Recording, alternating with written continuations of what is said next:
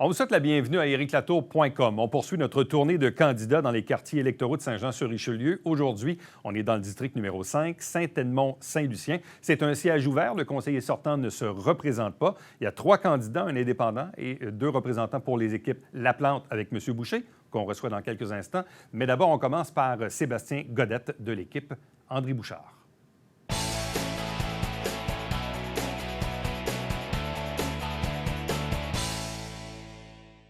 Poursuivons notre tournée d'entrevues avec les candidats et candidates à Saint-Jean-sur-Richelieu à l'élection municipale. Aujourd'hui, on est dans le district numéro 5, Saint-Edmond-Saint-Lucien, avec le candidat de l'équipe André Bouchard, M. Sébastien Godette.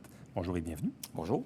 Tout d'abord, on s'est vu au printemps, mais un peu comme tout le monde, mais rappelez-nous un peu les motivations qui vous amènent à vous porter candidat à cette élection.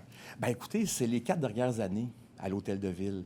Je voyais ce qui se passait un petit peu dans ma ville, je voyais un petit peu ce qui se passait à l'Hôtel de Ville et j'avais le goût de faire une différence dans la vie des gens. J'avais le goût de travailler pour les gens et j'avais surtout envie de changer le climat à l'Hôtel de Ville parce que je trouvais que c'était tellement polarisé, c'était tellement négatif comme ambiance qu'à un moment donné, je me suis dit, est-ce que je peux m'impliquer? Est-ce que je peux faire une différence dans la vie des gens ou est-ce que je peux amener quelque chose qui permettrait aux gens de voir la politique municipale d'une autre façon? Puis la réponse, c'était oui. Donc, c'est pour ça que j'ai décidé de me présenter. Question de vous faire découvrir un peu. Donc, qui êtes-vous? Vous travaillez dans quel domaine? Vous avez des entreprises, mais vous êtes aussi un cadre dans le réseau de la santé. Exactement. Je suis dans le réseau de la santé depuis environ une vingtaine d'années. J'ai été chef de service à l'hôpital du Haut-Richelieu pendant plusieurs années. J'ai travaillé à l'hôpital pendant 15 ans. Maintenant, je suis au Conseil CRI Santé et Services sociaux de la baie James, donc je suis coordonnateur des ressources humaines. J'ai également été président du conseil d'administration du Cégep de Saint-Jean pendant quelques années, en remplacement de M. Dominique Brasseur, et je suis également propriétaire du Deck Hockey Saint-Jean et de H Urbaine, qui est un nouveau centre de lancer de hache. Donc, j'ai quand même des expériences au niveau du secteur public en gestion et des expériences au niveau de l'administration des affaires. Bon, qu'est-ce que vous connaissez du district numéro 5, Saint-Edmond-Saint-Lucien? Bien, je connais le district numéro 5 parce que, premièrement, mon père y a habité pendant plusieurs années, donc j'avais l'occasion d'habiter dans le district. J'ai également travaillé, comme je vous disais, comme président du conseil d'administration du Cégep, donc j'ai eu à découvrir différents dossiers qui étaient en lien avec, je vous parle du stationnement, je vous parle de la circulation, je vous parle du centre de la Petite Caboche, et nécessairement, c'était un district qui m'intéressait parce que je trouvais qu'il y avait beaucoup d'enjeux. Et moi, je demeure aux portes du district, donc je suis sur la rue Saint-Jacques. Donc, je marche ce district-là pratiquement tous les jours. Donc, ça me permettait de voir des enjeux. Bon. 2 choses quand même assez intéressantes dans ce district. Premièrement, c'est un siège ouvert parce que le conseiller sortant, François Auger, ne se représente pas. M. Auger a été là pendant quelques mandats. Précédemment, Stéphane Legrand. Donc, c'est un peu l'historique du quartier. C'est un quartier qui est beaucoup teinté par le débat des avions et du bruit qui émane des activités aéroportuaires. Et là, on arrive vraiment avec des positions qui sont extrêmement campées. D'une part, votre adversaire dans l'équipe Laplante, M. Boucher, et celui qui présidait le comité contre le bruit de l'aéroport. Vous, de votre côté, vous avez fait aussi une sortie quand même assez audacieuse en début de campagne en prenant parti pour l'aéroport, dans un quartier où il y a des gens qui contestent le bruit. Expliquez-nous votre position. Tout à fait. Écoutez, premièrement, il faut savoir que si les gens votent pour l'équipe Laplante, ils votent pour la fermeture de l'aéroport de Saint-Jean. On l'entend, on le lit. Il l'a déclaré à votre émission. Il en a parlé également sur les réseaux sociaux. Selon lui, l'avenir de l'aéroport ne passe pas par des activités et du développement aéroportuaire. Nous, au niveau de l'équipe André Bouchard, on a pris position en faveur de l'aéroport. Pourquoi? Parce que l'aéroport, c'est un actif d'environ 80 millions de dollars. C'est un actif pour lequel on n'a jamais pris le temps et on n'a jamais mis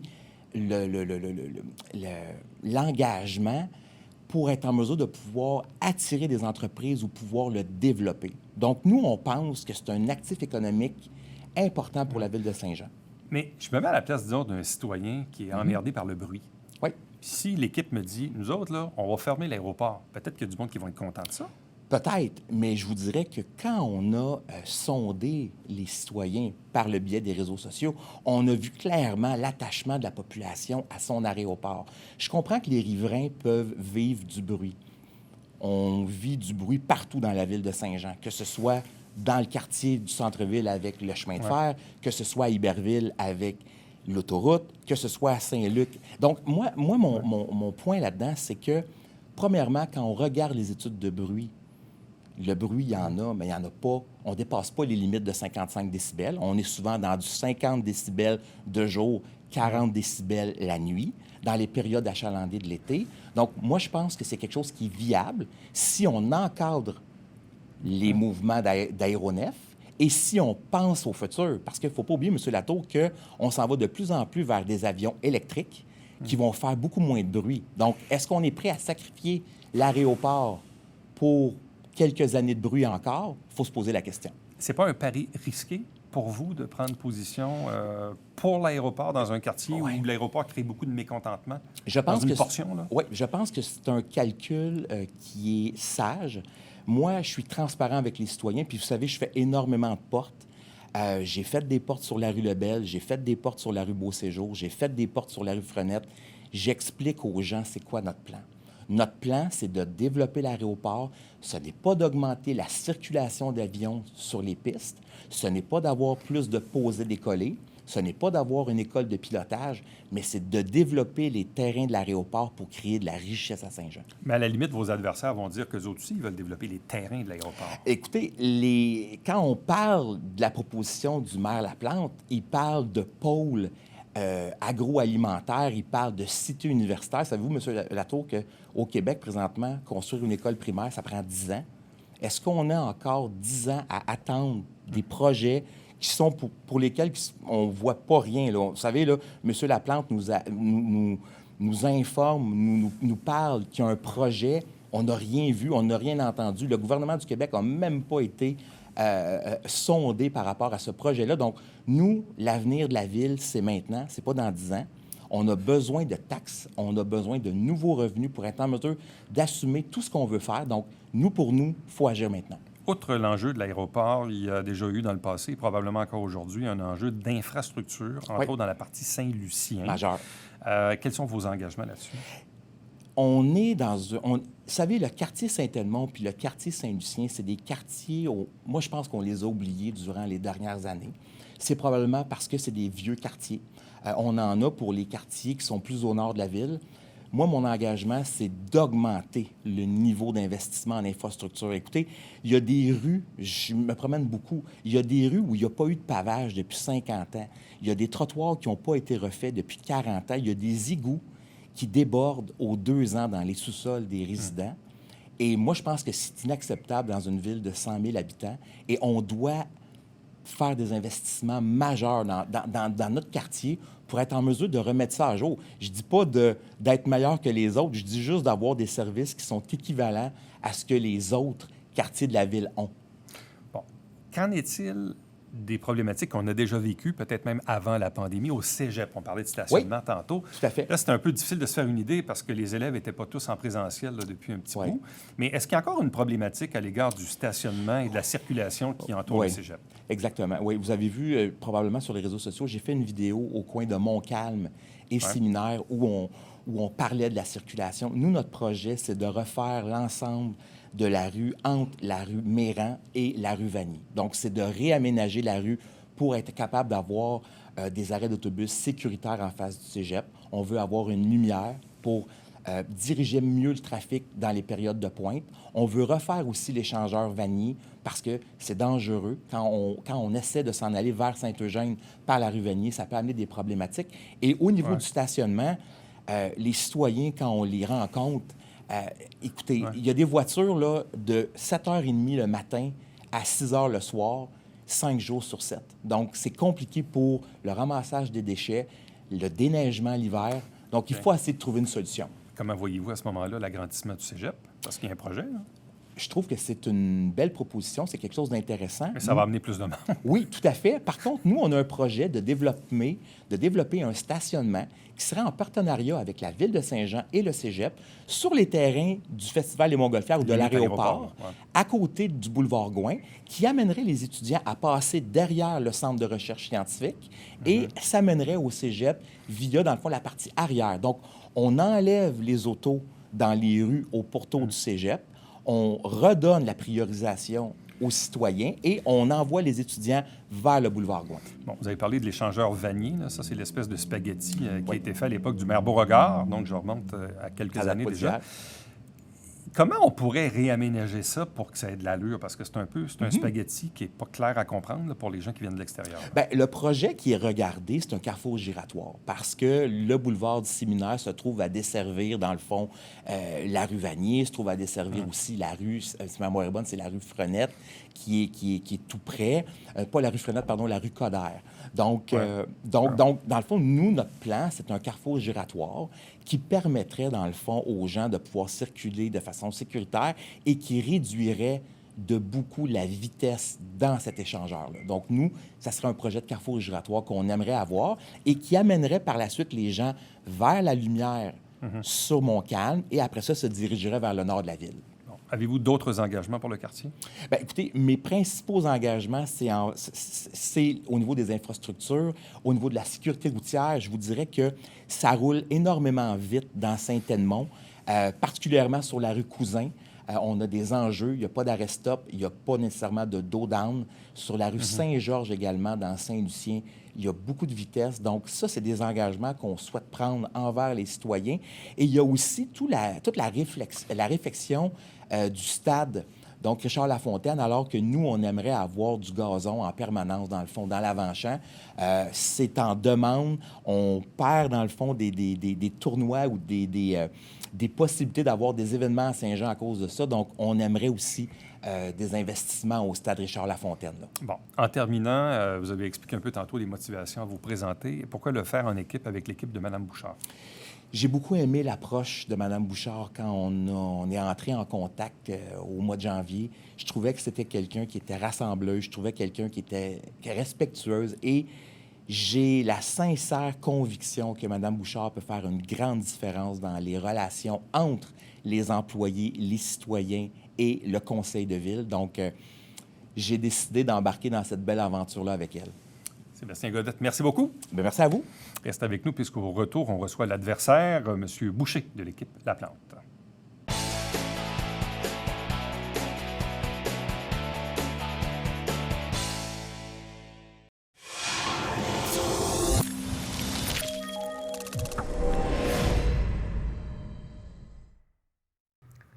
Salut, ici Alexandre Baudouin. Et François Trépanier. François, deux légendes sur le plateau cette semaine. Alexandre Baudouin, bien sûr, et le Jean Béliveau du baseball au Québec, le grand Claude Raymond. Que c'est bien dit. Ne manquez pas ça.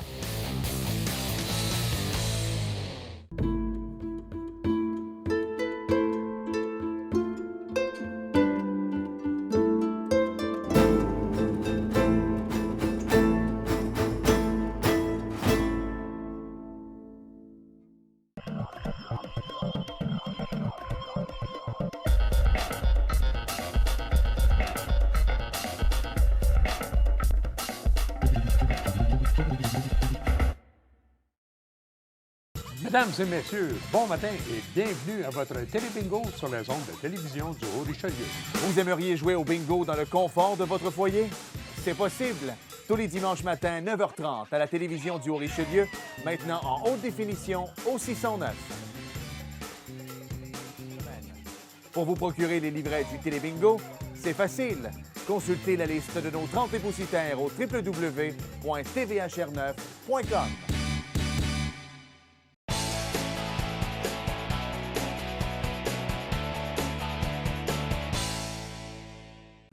Élection municipale à Saint-Jean-sur-Richelieu. On poursuit notre tournée d'entrevues avec les candidats et candidates au poste de conseiller et conseillère. On est dans le district numéro 5, Saint-Edmond-Saint-Lucien, avec le candidat de l'équipe Alain Laplante, Raymond Boucher. Bonjour et bienvenue. Bonjour, M. Latour. Expliquez-nous tout d'abord, je vous ai posé la question au printemps, je vous la repose aujourd'hui. Quelles sont vos motivations à faire de la politique municipale cette année? En fait, cette implication publique-là, elle a commencé avec Vigilance Aéroport, bien sûr. Et puis, je me suis rendu compte que ce goût-là se développait, d'une part. D'autre part, la communication avec les résidents, avec mes concitoyens. Je trouve que c'est extrêmement intéressant, c'est extrêmement éducatif. Et puis, ça me permet de découvrir la réalité de mon quartier et puis de voir comment on peut l'améliorer.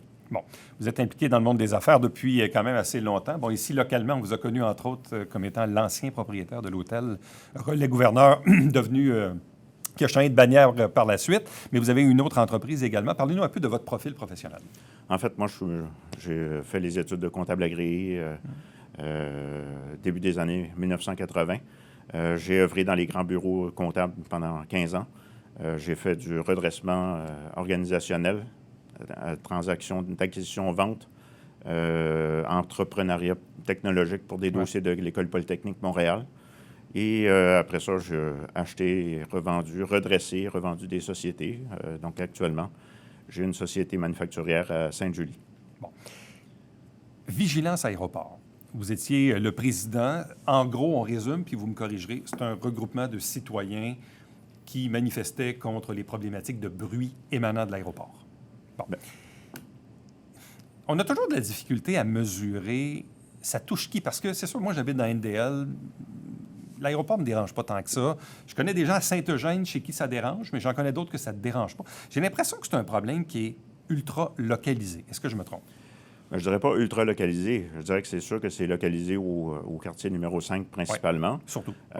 Surtout dans la zone qui est en ligne avec la piste 1129, donc tout le secteur du séminaire, Burlan, jusqu'à Cousin. Donc toute cette direction-là, cette tangente-là est vraiment très éprouvée par le bruit. Lorsque j'ai commencé à m'impliquer dans le dossier de vigilance aéroport, il n'y avait pas de mesure scientifique, il n'y avait pas de mesure technique du bruit. Est-ce que c'était exagéré? Est-ce que dans quelle mesure il faut le contrôler? Dans quelle mesure ça atteint des niveaux comparables avec d'autres aéroports? Donc, on a fait ces mesures-là en mettant en place le comité de bruit, en étudiant la situation. On a même utilisé des sonomètres. Donc, il y a eu tout l'aspect technique à mesurer, ce qui a révélé qu'il y avait effectivement du bruit, que ce n'était pas une chimère ou un inconfort occasionnel, mais que surtout lorsqu'il y a des manœuvres de poser-décoller et lorsqu'il y a des manœuvres de répétition, de formation des pilotes d'hélicoptères, par exemple, qui là passent à répétition, c'est là que, comment je dirais, le dérangement est là. Bon, cette affaire-là, vous l'avez entendue probablement des milliers de fois, puis pas juste à Saint-Jean, ailleurs. Il y a souvent la fameuse phrase qui dit « Ouais, mais le monde, ils se sont achetés une maison à côté de l'aéroport, bien, il faut qu'ils vivent avec. » Qu'est-ce que vous répondez à ces gens-là qui, ailleurs dans la ville, disent « Écoutez, vous vous êtes acheté une maison sur le bord de l'aéroport, bien, vivez avec. » là. Bien, écoutez, la réponse est assez simple. On est prêt. Nous, on n'a jamais milité pour fermer l'aéroport. Ouais. On maintient ce qui est là. On permet aux atterrissages, au décollage en tout temps, comme ce l'est présentement. Ce qui est révélé par les études, et ça, c'est les auteurs des études de bruit professionnels, des bureaux d'ingénieurs et des bureaux qui l'ont bien indiqué, c'est que c'est vrai que c'est une nuisance qui mérite des heures et des jours de répit selon certaines périodes d'achalandage, surtout l'été. Donc, d'une part. Puis d'autre part, c'est comme si moi, je prenais la rue Richelieu ici puis que je la transformais en boulevard 4 voies. On est d'accord, tout le monde s'est habitué à la circulation à un certain niveau. On est d'accord pour continuer à utiliser ce même niveau-là, mais ce qu'on veut prévenir, c'est d'arriver avec des niveaux qui dépasseraient, première chose, les normes, et deuxième chose, qui serait vraiment une addition qui serait nuisible encore plus. Est-ce que vous prônez la fermeture de l'aéroport? Pas du tout, jamais. Non. Est-ce que vous prônez la fermeture d'une à deux pistes et n'en garder qu'une seule? Bien, ça, c'est plus une question d'analyse financière. Parce qu'en plus des études sonores, il y a eu des études de développement économique, des études financières qui ont été faites. Ces dernières études-là qui ont été publiées l'été passé montraient quand même que pour entretenir 3 pistes et le maintenir comme il est là, on parle de 13,4 millions à investir. Donc, c'est des sommes absolument importantes. Est-ce que la ville de Saint-Jean veut s'offrir ce genre de choses-là? Est-ce que c'est une priorité pour la ville? Il y a une piste, la 0220, qui n'a pas été rénovée depuis 1942. Écoutez, pour une piste de 2600 pieds, est-ce que il y a 800 mouvements dessus? Est-ce que c'est bien d'investir des millions de dollars pour une piste quand même qui est très peu utilisée et qui est très, très proche du secteur du cégep? Dernière question sur le volet de l'aéroport, parce qu'il y a d'autres enjeux aussi. Je vous ai vu dans une vidéo promotionnelle de votre équipe politique dire, écoutez, l'avenir économique de la ville de Saint-Jean ne passe pas par les activités aéroportuaires de l'aéroport de Saint-Jean. Pourquoi vous avez affirmé ça? Parce que je pense que le développement économique de Saint-Jean, par des activités aéroportuaires, sera toujours lent. On a un potentiel qui est beaucoup plus élevé que ça. On a un potentiel, par exemple, dans ce secteur-là, avec la station de recherche d'Agriculture Canada, qui est juxtaposée au terrain de l'aéroport. C'est une des 20 stations de recherche d'Agriculture Canada les plus puis très réputées. Il y a des travaux là, qui sont exceptionnels, notamment sur le contrôle des pesticides, le développement de biopesticides. Il faut développer davantage ce genre d'activités. Les activités aéroportuaires, on parle aéroport commercial où, écoutez, toutes les études d'Abscis Recherche le mentionnent. Il n'y a pas le volume, il y a pas, on est à côté de Saint-Hubert. Ce serait un grand défi. Et combien d'investissements? Et le site ne permet pas non plus d'allonger les pistes. Donc, la piste maximum, c'est 4000 pieds. Tu voles pas, tu voles des Cessna, tu voles d'un Big Air, King Air, le maximum.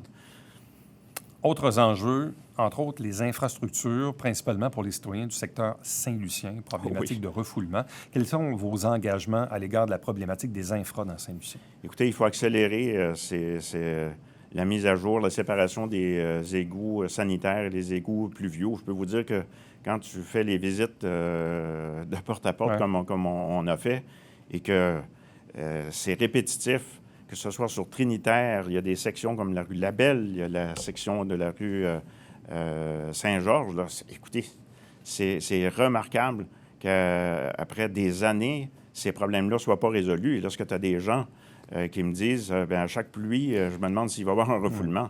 Écoutez, il faut accélérer ces éléments-là vraiment le plus rapidement possible. On continue à développer la ville plus haut.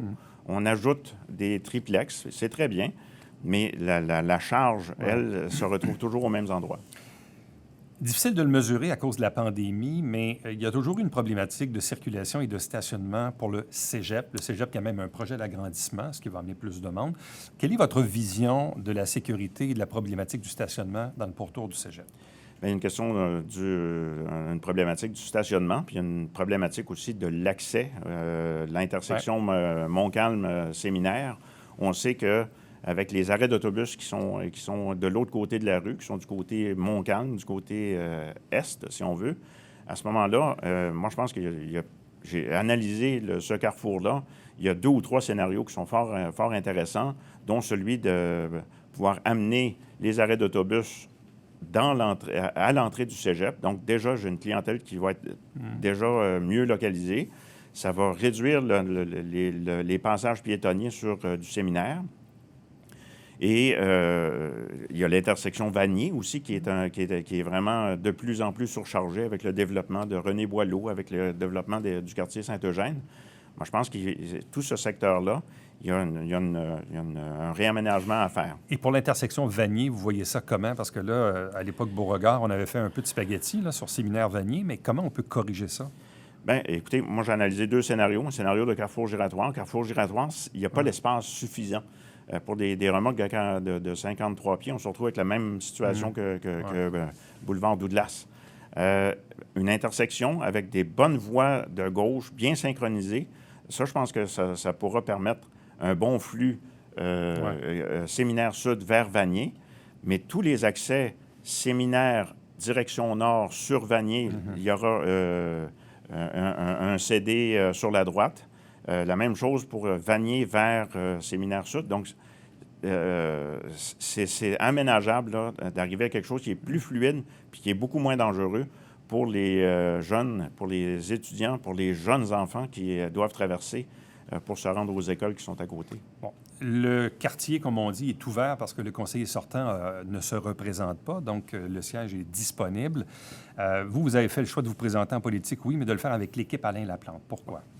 Bien, écoutez, moi, j'ai travaillé avec M. Laplante sur le dossier du comité de l'aéroport et il est arrivé toujours très bien préparé. C'est un maire qui travaille beaucoup.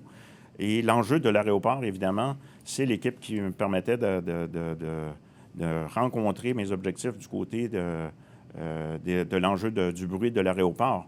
On voit que l'autre équipe, en fait, eux veulent développer l'aéroport. La conséquence de bruit, elle n'est pas présente, elle n'est pas là. On s'est souvent retrouvé face à, comme on s'est retrouvé en 2016, avec la signature d'un contrat. Et puis après ça, bien, le bruit, on essaiera de le gérer par la suite. Je pense qu'il faut travailler de façon beaucoup plus ordonnée, de façon beaucoup plus professionnelle. Maintenant, on sait que le bruit, il est là. On sait les paramètres financiers qui sont importants. Donc, il y aura des décisions importantes à prendre. Et puis, je pense que c'est dans ce contexte-là que je me suis dirigé vers l'équipe Laplante. Bon. Qu'est-ce qu'il vous reste à faire d'ici le 7 novembre? Il me reste encore des visites du quartier, ça c'est sûr et certain. Ouais. Ça, je pense que c'est extrêmement précieux, c'est extrêmement stimulant, c'est extrêmement intéressant. Donc, je pense que c'est de pouvoir continuer à gagner la confiance de mes concitoyens. Et puis après ça, au 7 novembre, on commence à travailler. Raymond Boucher, merci beaucoup. Merci. Reste avec nous. Au retour, le mot de la fin.